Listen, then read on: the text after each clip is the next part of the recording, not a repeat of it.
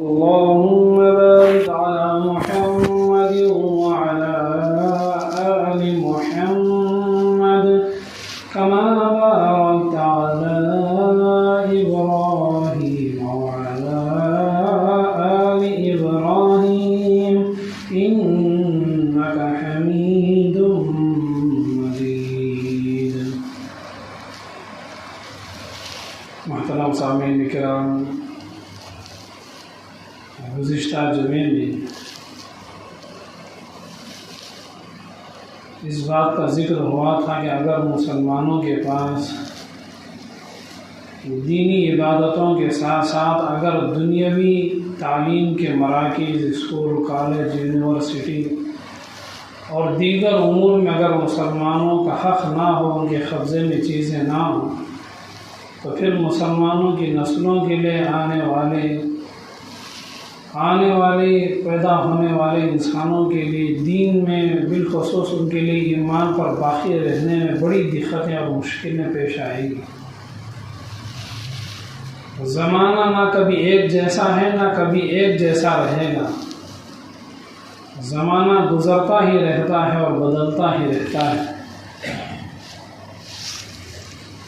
اور اللہ تبارک و تعالیٰ نے قرآن کریم میں جہاں پر بڑی بڑی عبادتوں کا ذکر فرمایا ہے، جنت کا ذکر فرمایا، دوزخ کا ذکر فرمایا، فرض عبادتوں کا ذکر فرمایا، اور اللہ تعالیٰ نے جہاں پر گناہوں سے بچنے کا حکم فرمایا، وہیں اللہ تعالیٰ نے قرآن پاک کے اندر استقامت کا بھی حکم فرمایا. استقامت کہتے ہیں جب دین اسلام پر ہم زندگی گزار رہے ہیں تو کچھ لوگ ایسے آ جاتے ہیں جو بہکانے لگتے ہیں، جو بھڑکانے لگتے ہیں، دین کے راستے سے ہٹانے کے لیے، دین کے راستے سے دور کرنے کے لیے، ایمان میں کمزوری پیدا کرنے کے لیے، خدا کا جو یقین ہے، جو ایمان ہے، اس میں کمزوری اور ضعف پیدا کرنے کے لیے وہ انسان پہ تکلیفیں پہنچاتے ہیں، رکاوٹیں ڈالتے ہیں، انسان کو قیدی بنا لیتے ہیں، قید کر لیتے ہیں. طرح طرح کی انسان پر تکلیفیں اور مصیبتیں آتی ہیں. تو اللہ تعالیٰ نے قرآن کریم میں فرمایا کہ جب تمہارے پر مصیبتیں ہوں، پریشانیاں ہوں، تو تم ایمان کی حالت میں اسی ایمان اور یقین کے ساتھ اس جگہ پر قائم رہو. ایسا نہیں کہ تکلیف آنے پر اسلام اور ایمان کو چھوڑ دیں گے اور پھر کافر بن جائیں گے.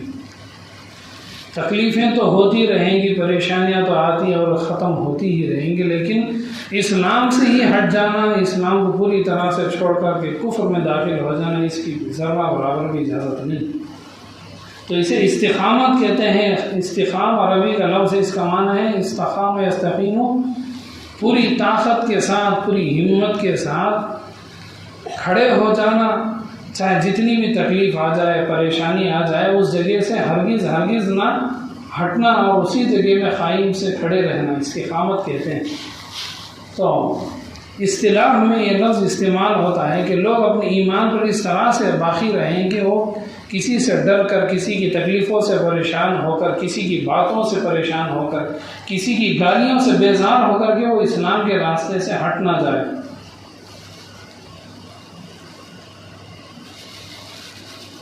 مجدد الفسانی مولانا یعقوب سرہندی رحمۃ اللہ علیہ، جو اکبر بادشاہ کے زمانے کے تھے، اکبر بادشاہ نے اپنے زمانے میں اتنی بڑی مصیبت ایمان والوں کے لیے پیدا کر دی کہ اس نے یہ دین بنایا. اس کا نام اس نے رکھا تھا دین الہی. اور اس دین کے اندر اس نے مسلمانوں کے طریقے، کافروں کے طریقے، سکھوں کے طریقے، ہندوستان میں جتنے لوگ آباد ہیں سب لوگوں کے طریقے اس میں داخل کر دیے. آدمی جہاں پر نماز پڑھتا ہے وہیں پر وہ سورج کو بھی سر جھکائے، اور اس طرح اس نے بہت سارے کافروں کے طریقے سب کچھ ملا کر کے سب لوگوں کو ایک ساتھ اس نے جمع کرنے کے لیے اس نے دین بنا دیا، دین الہی.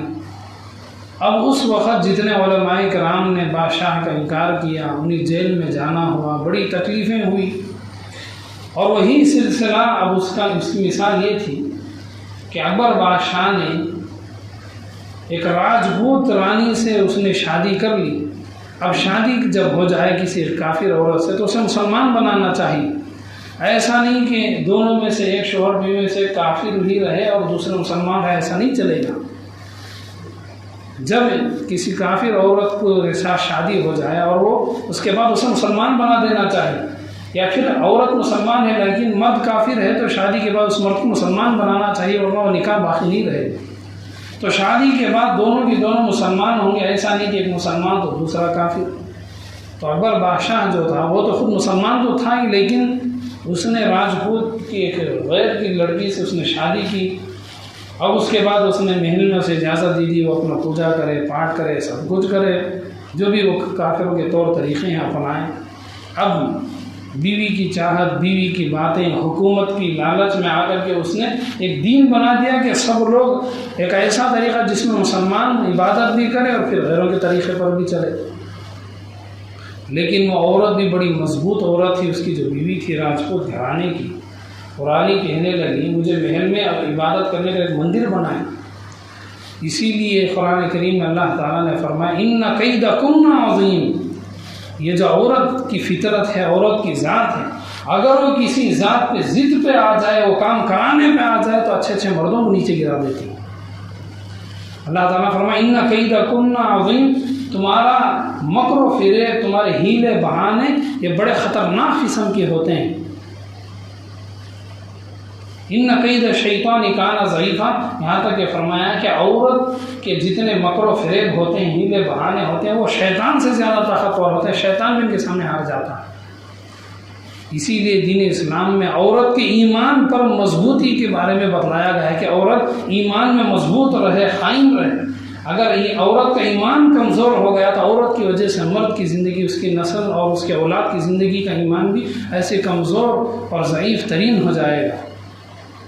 اگر وہی عورت کے اندر ایمان کی طاقت مضبوط ہے، یقین خدا کی ذات پر اور توحید پر، اللہ کی ایمان پر مضبوط ہے، تو پھر اس کے شوہر پر، اس کے اولاد پر اس کا اثر ضرور پڑتا ہے۔ جیسی عورت گھر کے اندر ہوگی ویسے اثرات گھر کے اوپر پھیلتے شروع ہو جاتے ہیں۔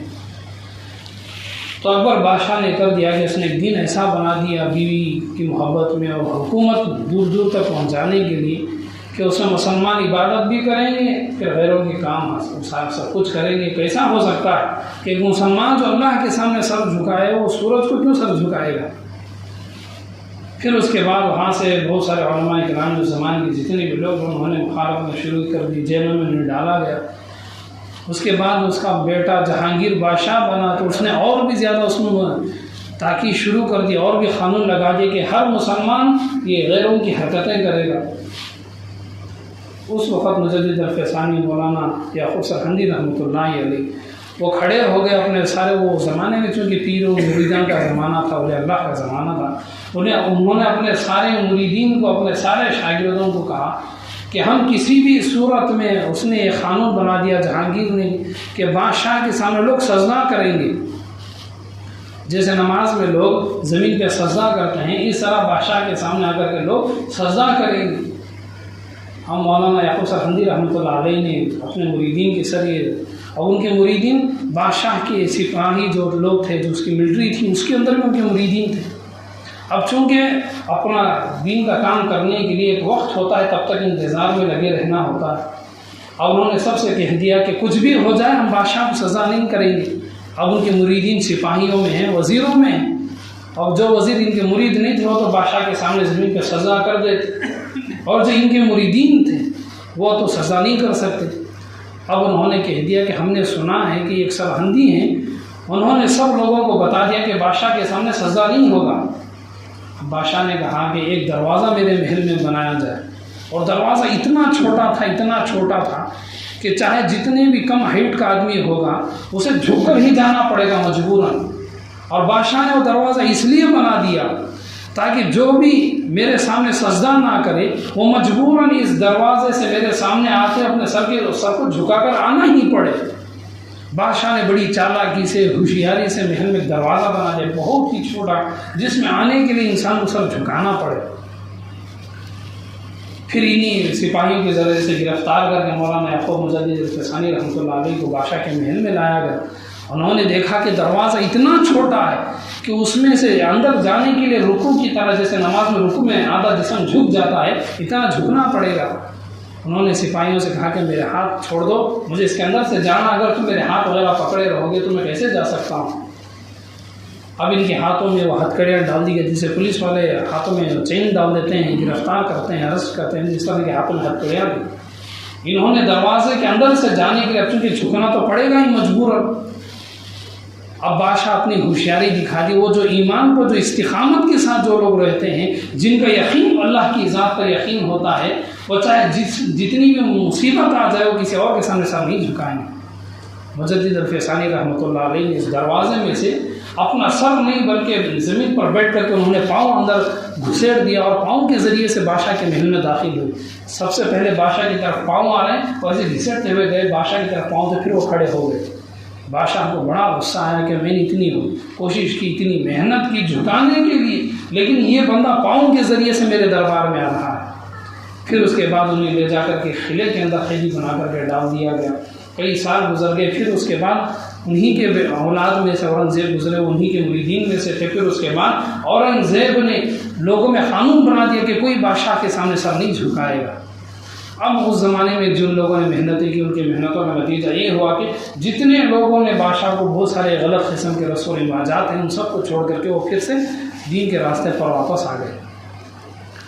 جب کسی کے پیچھے گورنمنٹ پڑ جائے، گورنمنٹ کی پولیس پڑ جائے، اس وقت ان سے چھٹکارا حاصل کرنا بڑا مشکل ہوتا ہے۔ یہی حالت مجدد الفیصانی رحمۃ اللہ علیہ کی تھی کہ بادشاہ اور بادشاہ کے سپاہی پیچھے پڑے ہوئے کہ وہ سر جھک رہے، لیکن انہوں نے سر نہیں جھکایا۔ تو کہنے کا مطلب یہ ہے کہ اللہ تعالیٰ نے قرآن کریم میں جہاں پر ارشاد فرمایا کہ انسان پر جتنی تکلیفیں آ جائیں، جتنی بھی پریشانی آ جائے، کسی بھی حالت میں وہ اپنے ایمان کے اندر، اپنے یقین کے اندر کمزوری پیدا نہ ہو۔ اسی لیے اللہ تعالیٰ نے قرآن کریم کے اندر نبیوں کے واقعات، اپنے رسولوں کے قصص کو ذکر فرمایا تاکہ لوگوں کے اندر ایک بہادری پیدا ہو جائے، لوگوں کے اندر ہمت پیدا ہو جائے۔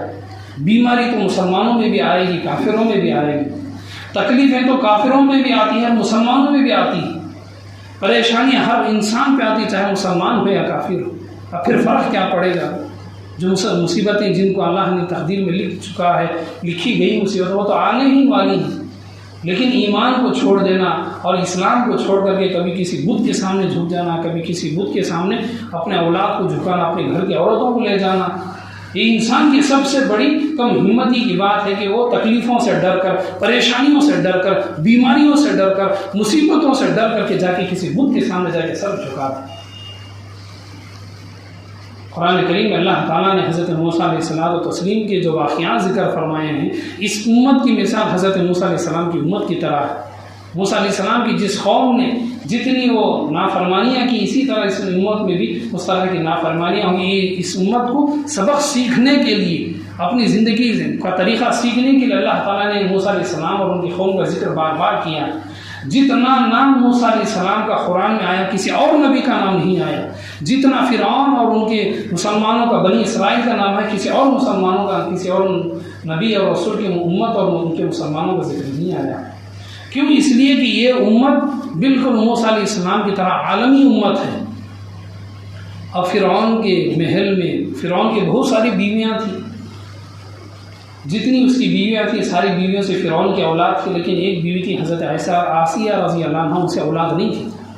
جو دوسری بیویاں تھیں اس سے جو فرعون کی اولاد ہوئی، بیٹے اور بیٹیاں تھیں، بیٹیوں کو تیار کرنے کے لیے اب بڑے بڑے مالدار گھرانے کا جو حال ہوتا ہے، وہاں پہ قدم قدم پہ نوکرانیاں ہوتی ہیں۔ اب بادشاہ کے محل میں بادشاہ کی بیٹیوں کو تیار کرانے کے لیے، میک اپ کرانے کے لیے ایک نوکرانی تھی۔ اب اس کا کام تھا بادشاہ کی بیٹیوں کو میک اپ کرنا، ان کے بالوں میں روزانہ صبح میں شام میں کنگھا کرنا، ان کے سارے بننے سنورنے، بن ٹھننے کے لیے، سنورنے کے لیے، سجنے کے لیے، وہ جو تیار ہونے کے لیے میک اپ کا ساری ذمہ داری اس نوکرانی کی تھی، جو فرعون کی باندھی تھی، فرعون کی بیٹیوں کی جو باندھی تھی، مشاطہ جس کا نام ہے۔ اب ایک مرتبہ وہ فرعون کی بیٹیوں کے سر میں کنگھی کر رہی تھی، میک اپ کر رہی تھی، بال بنا رہی تھی، بالوں کو سنوار رہی تھی۔ اب سنوارتے سنوارتے ہاتھ سے کنگھی چھوٹی اور زمین پہ گر گئی۔ اب زمین سے اٹھاتے ہوئے اس نے کہا، برب موسیٰ، میں موسیٰ کے خدا کے نام سے یہ چیز اٹھاتی ہوں۔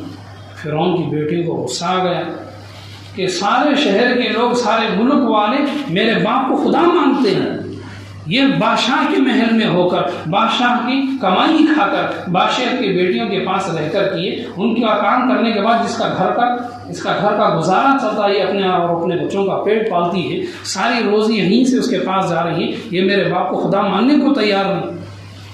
فرعون کی بیٹی بادشاہ کے پاس جا کر کے فرعون سے اپنے باپ سے کہنے لگی کہ ہماری جو نوکرانی ہے، جو ہمارا سارا انتظام کرتی ہے، وہ تو موسیٰ علیہ السلام کے رب پہ اس نے ایمان لایا ہے۔ اور فرعون نے اس نوکرانی کو، اس باندی کو بلایا اور کہا، اور دربار لگایا محل کے اندر۔ دربار لگانے کے بعد سارے وزیروں کو جمع کر کے کہا کہ دیکھو، موسیٰ علیہ الصلوۃ والتسلیم کا اثر میرے محل میں، میرے گھر کے اندر میری بیٹیوں کی جو نوکرانی، یہاں تک ان کا ایمان آ گیا۔ اب انہیں ہر حال میں ان کو ختم کرنا ہے اور روکنا ہے۔ اللہ تعالیٰ قرآن میں بار بار فرعون کا ذکر کیوں کرتے ہیں؟ اس لیے کہ ہر زمانے میں فرعون آئیں گے۔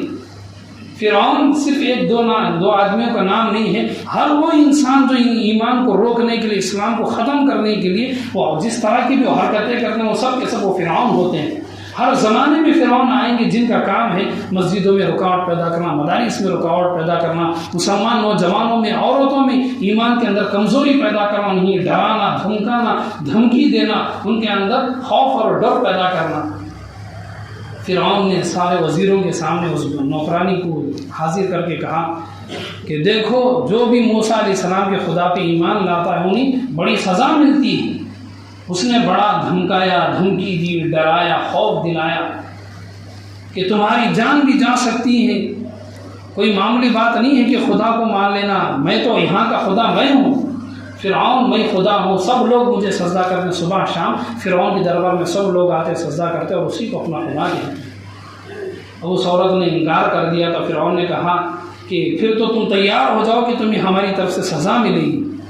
فرعون نے سپاہیوں کو حکم دیا کہ اس عورت کو محل کے آنگن میں لے جاؤ، محل کے صحن میں، قلعے کے صحن میں لے جاؤ اور زمین میں لٹا کر کے 1-1 گز 2-2 گز کی بڑے لوہے کے میخیں لے کر آؤ۔ وہ ہماری طرح آج کے زمانے کے 2-2 3-3 4 5 6 انچ کی میخیں نہیں، بلکہ 1 سے 2-2 گز کے لوہے کی میخیں اس نے منگوا کر کے اس نوکرانی ایمان والی جو مسلمان ہو گئی تھی نوکرانی، بادشاہ نے اسے زمین پہ لٹا کر سپاہی کے ذریعے اس کے ہاتھوں اور پیروں کو کھول کر کے اس کے ہاتھوں میں وہ لوہے کے 1-1 2-2 گز کی میخیں مار دی۔ اب عورت نہ ہاتھ ہلا سکتی ہے، نہ اسے حرکت دے سکتی ہے، نہ پاؤں مروڑ سکتی ہے، نہ پاؤں کو حرکت دے سکتی ہے۔ کیوں؟ اس لیے کہ اس کے دونوں ہاتھوں میں، دونوں پاؤں میں 1-1 گز کے 1-1 فٹ کے میخ مار کر کے زمین میں گاڑ دیے گئے۔ فرعون نے کہا اب بھی موقع ہے، اگر تم موسیٰ کے رب کا انکار کر دو، موسیٰ کے خدا کو تم چھوڑ دو اور مجھے خدا بنا لو تو میں تمہیں زندگی دے دیتا ہوں۔ اور نوکرانی کہنے لگی میں نے ارادہ کیا ہے، میں نے یقین کیا ہے موسیٰ علیہ السلام کے خدا کا، چاہے میری جان بھی چلی جائے میں اسے چھوڑنے والی نہیں۔ اتنے میں ایک سپاہی فرعون کے پاس آیا اور اس نے اس کے کان میں کچھ ہاتھ رکھے راز کی باتیں بتانی شروع کر دی۔ فرعون زور سے ہنسنے لگا اور کہا کہ جاؤ اس کے گھر سے جو دودھ پینے والی بچی ہے اسے اٹھا کر کے لے آؤ۔ اس سپاہی نے بتا دیا کہ اس عورت کی ایک کمزوری ہے کہ اس کی چھوٹی سی بچی ہے، دودھ پیتی بچی۔ فرعون نے کہا کہ جاؤ اس دودھ پیتی بچی کو لے کر آؤ۔ اور سپاہیوں نے اس بچے کو اس کے سامنے حاضر کر دیا۔ فرعون نے اس بچی کو اٹھا کر کے اس کی ماں کے سینے پر ڈال دیا۔ اب دودھ پینے والی بچی کی اور عادت ہی ہوتی دودھ پینا، وہیں پہ دودھ پینی شروع کر دی۔ فرعون نے دھمکی دی اس نوکرانی کو اگر تم اب بھی ایمان کو نہیں چھوڑو گی۔ اس نے اپنے ہاتھ میں تلوار کھینچی اور کہا کہ ابھی اسی وقت تمہارے سینے پر تمہاری بیٹی کا، تمہاری بچی کا میں سر کاٹ دوں گا۔ وہ کہنے لگی کچھ بھی ہو جائے میں ایمان نہیں چھوڑ سکتی، اگرچہ میری جان جائے، میری نسل کی ایمان جائے۔ پھر ابھی وہ بچی دودھ پی رہی ماں کے سینے میں منہ لگا کر کے فرعون نے اس کی بچی کے گردن پہ تلوار رکھ کے جب کھینچا تو بیٹی کا سر کٹ کے الگ ہو گیا۔ اس ماں کے آنکھوں کے سامنے وہ بچی کا، اپنی بیٹی دودھ پیتی بچی کا سر اس کے جسم سے الگ، اس کے سینے پر اس کی بیٹی کا جسم تڑپ رہا ہے، وہ بچی تڑپ رہی ہے، اس کا سر لڑکتے ہوئے زمین پہ گر گیا۔ ماں کا سارا چہرہ اپنی ہی بیٹی کے خون آلود ہو گیا، خون سے چہرہ بھر گیا۔ پھر اس کے بعد فرعون نے کہا کہ تمہاری بیٹی کی بھی جان چلی گئی، اب بھی وقت ہے تم ایمان کو چھوڑ دو، چھوڑ دو اس موسیٰ علیہ السلام کو، اس نبی کو چھوڑ دو، نبی کے خدا کو چھوڑ دو، بس یہ کہو کہ میں خدا ہوں، میرا خدا فرعون ہے، میں اپنے فرعون کو خدا مانتی۔ اس نے کہا کہ نہیں، یہ نہیں ہو سکتا۔ اس کے بعد فرعون نے اس عورت کا سر کاٹ دیا۔ کہنے کا مطلب یہ کہ اللہ تعالیٰ نے قرآن کریم میں جو اس کی تفصیلی جو واقعات ہیں، اس کا مقصد یہ ہے کہ وہ بہادر عورتیں، جب عورت ایمان میں مضبوط ہو جائے، ایمان میں اس کا عقیدہ طاقتور ہو جائے، اپنے آنکھوں کے سامنے اپنے سینے پر اس کے اولاد کا سر بھی نکل جائے لیکن وہ اپنے ایمان کو نہیں چھوڑے گی۔ اتنا مضبوط ایمان، اپنی اتنا طاقتور ایمان، تکلیف کس کو نہیں آتی ہے، بیماریاں کس کو نہیں آتی۔ حضرت ایوب علیہ السلام کو ایسی بیماریاں آ گئی تھیں، انسان کو مرنے کے بعد اس کے جسم میں کیڑے پڑتے ہیں۔ حضرت ایوب علیہ السلام کے زندہ ہونے کی حالت میں سارے جسم میں گوشت میں کیڑے آ گئے تھے، وہ کیڑے حضرت ایوب علیہ السلام کا گوشت کاٹ کے وہ کھاتے تھے، اور ان کیڑوں کی آوازوں سے ایوب علیہ السلام نہ رات میں سو سکتے تھے نہ دن میں سو سکتے تھے۔ بیماریاں، دنیا کی کوئی ایسی تکلیف نہیں ہے جو نبیوں پر نہ گزری ہو۔ اسی لیے اللہ تعالیٰ نے نبیوں کے واقعات کو قرآن کریم میں ذکر فرمایا کہ ایمان والے وہ اپنے ایمان میں کمزوری آنے نہ دیں، وہ کافروں سے ڈر کر کے، طاقت والوں سے ڈر کر کے وہ ایمان کو نہ چھوڑ دیں، وہ ایمان کے اندر ان کے ایمان میں کمزوری پیدا نہ ہو۔ اور فرعون یہ سب کچھ ہونے کے بعد محل میں اپنے کمرے میں داخل ہوا، اور وہاں پر فرعون کی بیوی تھی حضرت عاصیہ رضی اللہ عنہ۔ وہ ان کے پاس گیا اور ان کے پاس بیٹھ کر کے کہنے لگا کہ میں نے آج اپنی بیٹی کی جو نوکرانی تھی مشاطہ، میں نے اس کا سر قلم کر دیا۔ اللہ کے نبی علیہ الصلوۃ والتسلیم جب معراج میں تشریف لے گئے تو مکہ مکرمہ سے پہلے وہاں سے فوراً مسجد اقصیٰ کی طرف گئے۔ اب وہ درمیان میں حضرت جبرائیل علیہ السلام کے ساتھ رہے تو زمین سے آسمان کی طرف خوشبو جا رہی ہے، جیسے زمین سے آسمان کی طرف دھواں جاتا ہے ایسے زمین سے خوشبو نکل رہی ہے ایک گڑھے سے۔ اللہ کے نبی صلی اللہ علیہ وسلم نے فرمایا یہ خوشبو بڑی خوبصورت ہے، یہ خوشبو بڑی اچھی اور مٹھاس اس خوشبو کے اندر ہے۔ وہ جو زمین میں گڑا ہے وہاں پر ایسی کیا چیز ہے کہ وہاں سے اتنی بہترین خوشبو آ رہی ہے؟ فرشتے نے فرمایا یہ خوشبو کسی گڑھے کی کسی جگہ کی نہیں، بلکہ جس جگہ سے یہ خوشبو آ رہی ہے وہاں پر فرعون کی جو نوکرانی تھی مشاطہ، اسے دفن کیا گیا تھا۔ اللہ نے اس کی روح کو جنت میں داخل کر دیا۔ جنت کا اثر اس کی خبر سے زمین سے باہر آ رہا ہے، جنت کی خوشبو اس کے خبر سے باہر نکل رہی ہے۔ تو جو لوگ ایمان پر اپنی جان دیتے ہیں وہ زندگی جتنی ہے وہ اتنی تو ملتی ہے، لیکن زندگی کے بعد خبر ہی سے ان کی جنت شروع ہو جاتی ہے۔ تو اس نے فرعون نے اپنے محل میں اپنے کمرے میں جا کر بیوی سے کہنے لگا کہ میں نے اپنے نوکرانی اور اس کی بیٹی کا میں نے قتل کر دیا، خون کر دیا، انہوں نے مجھے خدا ماننے سے انکار کر دیا۔ وہ کہنے لگی میں بھی تجھے خدا نہیں مانتی ہوں، میں تجھے کیوں خدا مانوں؟ تو بھی تو انسان ہے، تو بھی دوسرے مردوں کی طرح مرد ہے، تیری بھی آنکھیں ہیں، سر ہے، پیر ہے، تو بھی تجھ سے پہلے بادشاہ آئے ہیں، تو بھی ایک بادشاہ ہے، تو خدا کیسے ہو سکتا ہے؟ حضرت عاصیہ رضی اللہ عنہ فرعون کی بیوی تھی، ان کی کوئی اولاد نہیں، اور یہ فرعون نے ہی اپنی بیوی جو پسند فرمایا تھا اس لیے کہ پورے ملک کے اندر ان سے بہترین اور خوبصورت کوئی عورت نہیں تھی۔ سارے ملک کے اندر خوبصورتی میں، آنکھ میں، ناک میں، چہرے میں، بناوٹ میں، رنگ اور روپ میں سب سے زیادہ خوبصورت یہ حضرت عاصیہ تھی۔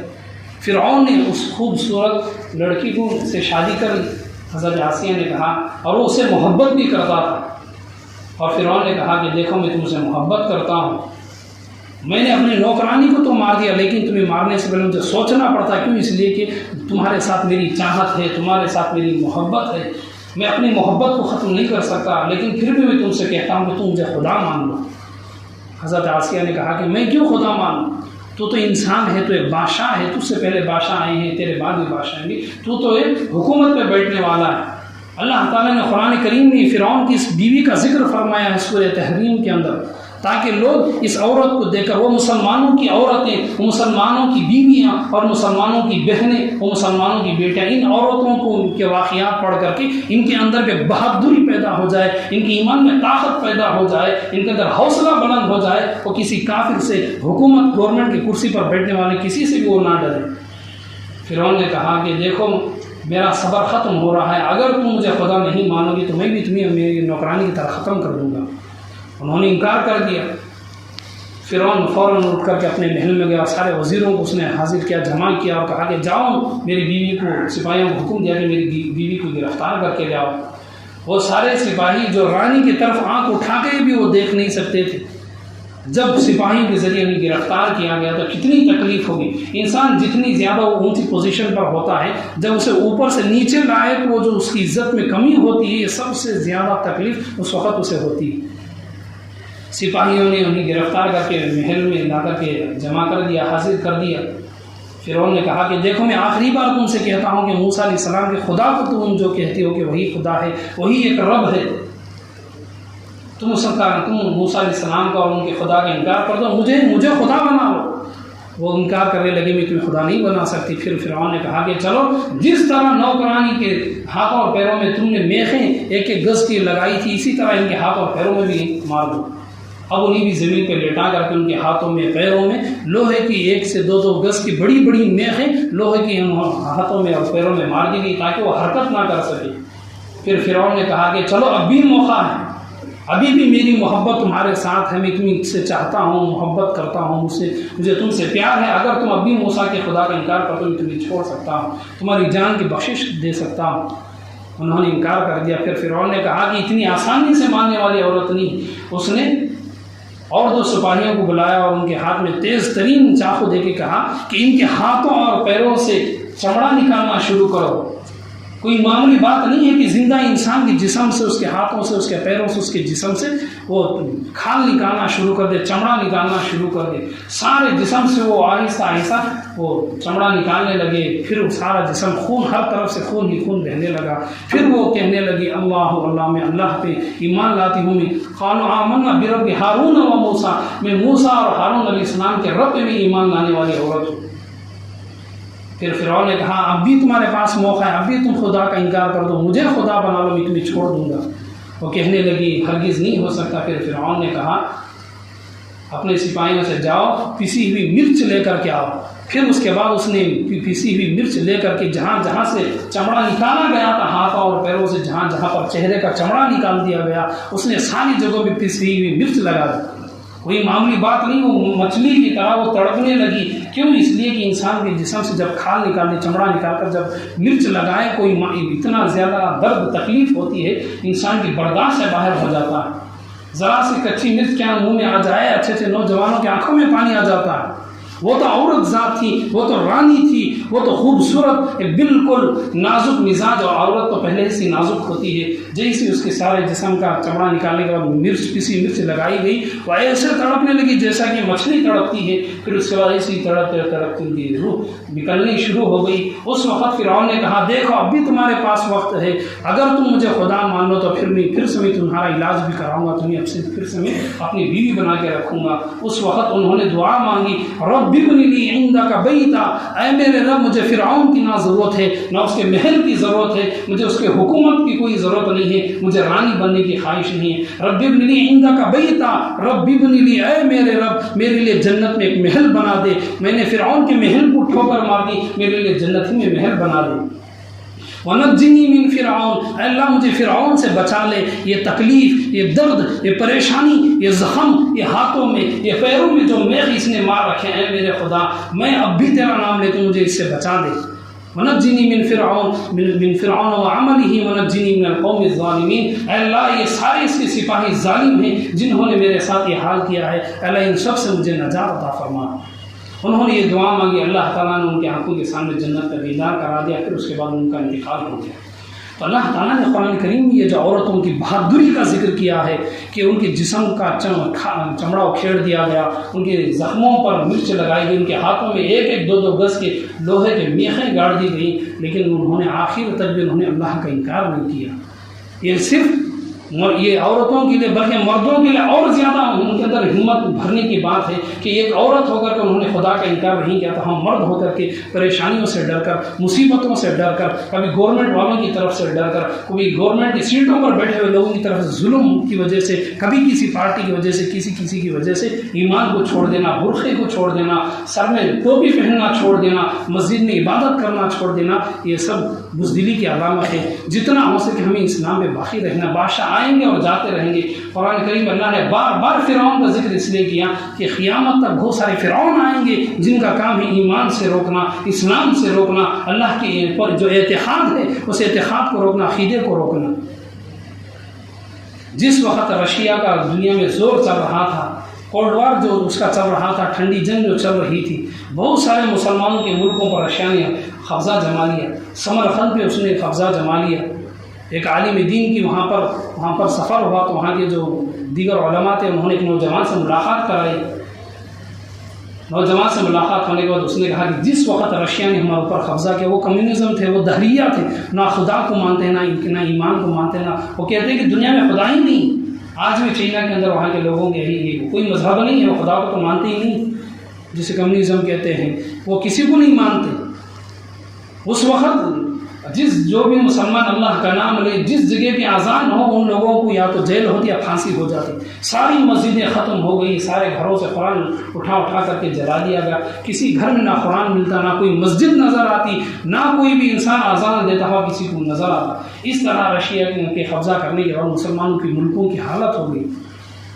اس وقت یہ نوجوان اس عالم دین کے سامنے اس نے اپنے اوپر سے کپڑا نکال کے دکھایا کہ اس کے جو اوپر کا حصہ تھا، پیٹھ کا حصہ تھا، آدھی انچ 1 انچ تک اندر گڑے پڑے ہوئے تھے۔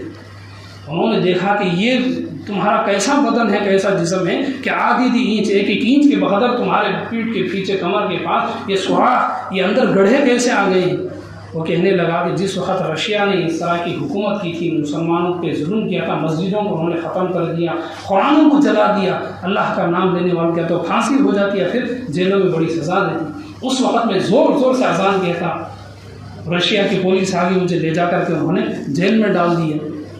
روزانہ ایک الگ تکلیف کو دیتے، اتنا مارتے مجھے، مار کے پولیس والے وہ تھک جاتے اور وہ پسینہ ہو جاتے مار کے، پھر دوسرے پولیس والے آتے اور وہ مجھے اوپر سے نیچے تک، کوئی پیٹھ کی طرف ڈنڈوں سے مار رہا ہے، کوئی مجھے پیٹ اور سینے پر ڈنڈوں سے مار رہا ہے، کوئی مجھے میرے اپنے پیروں پہ لاٹھی مار رہا ہے۔ ایک دن لاٹھیوں سے مجھے سزا دی جاتی اور دوسرے دن برف کی بڑی جھلیوں پر، برف کی بڑی ڈلیوں پر میرے دونوں ہاتھوں کو رسیوں سے باندھ کر، دونوں پاؤں کو رسیوں سے باندھ کر مجھے چت لٹا دیا جاتا برف کے اوپر۔ کئی گھنٹے میرے جسم سے کپڑے اتار کر برف کے اوپر لٹا دیا اور کہا جاتا کہ تم اذان کیوں دیتے ہو، تم خدا کا نام کیوں لیتے ہو، یہاں پر رشیا کی حکومت ہے، تم کمیونزم بنو گے، تم اسلام کو چھوڑ دو گے۔ کہ وہ اس وقت بھی اللہ کا نام لیتا، وہ کہتا میں اس وقت بھی اتنا زیادہ زور سے اللہ کا نام لیتا کہ وہ لوگ اس وقت بھی مجھے تکلیف دیتے۔ پھر تیسرے دن وہ لوگ مجھے کرسی پہ بٹھا کر کے میرے ہاتھ کے سارے ناخن بول کے کھینچتے کہ کیوں تم اللہ کا نام لیتے ہو، کیوں تم خدا کا نام لیتے ہو، کیا ضرورت ہے تمہیں اذان دینے کی، ساری مسجدیں ہم نے ختم کر دی ہیں، اب تمہیں کیا ضرورت ہے خدا کی۔ ایک کر کے انہوں نے میرے ہاتھوں کے سارے ناخن کھینچ لیے، میرے پاؤں کے ناخن کھینچ لیے، اس طرح انہوں نے مجھے زخمی کرنا شروع کر دیا۔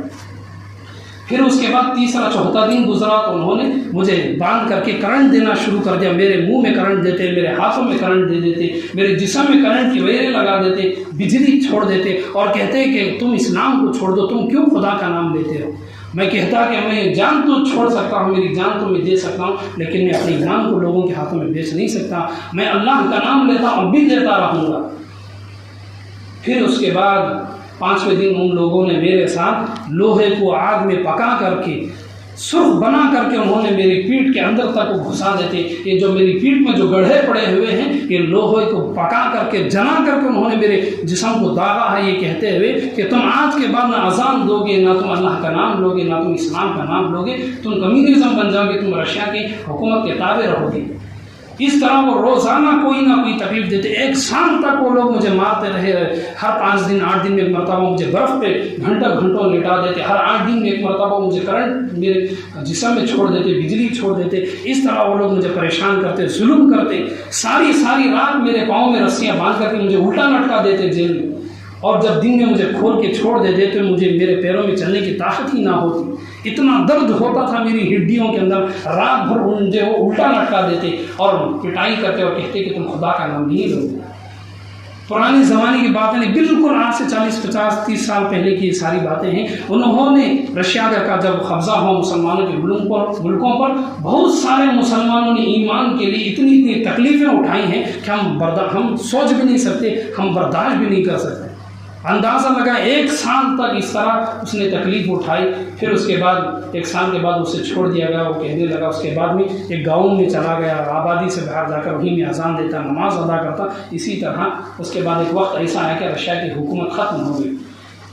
تو آج کے اس پورے جمعے کا خلاصہ یہ ہے کہ ایمان پہ استقامت ضروری ہے۔ مصیبتیں تو مسلمانوں پر اور کافروں پہ بھی آتی ہیں، بیماریاں کافروں پر، یہودی اور عیسائیوں پر، مسلمان سبھی پر بیماریاں آتی ہیں، اور ہر قسم کی تکلیفیں تمام لوگوں پہ آتی ہیں، لیکن اپنے ایمان کو چھوڑ دینا، اللہ تعالیٰ کو بھول جانا اور جا کر کے کسی بت کے سامنے گر جانا، کسی مندر میں چلے جانا۔ بہت سارے مسلمان مسجد کے بجائے مندروں میں گھس جاتے ہیں۔ اپنے ایمان کے اندر اتنی پختگی ہو، اتنی مضبوطی ہو کہ کسی بھی بت کے سامنے ہم نہ جائیں۔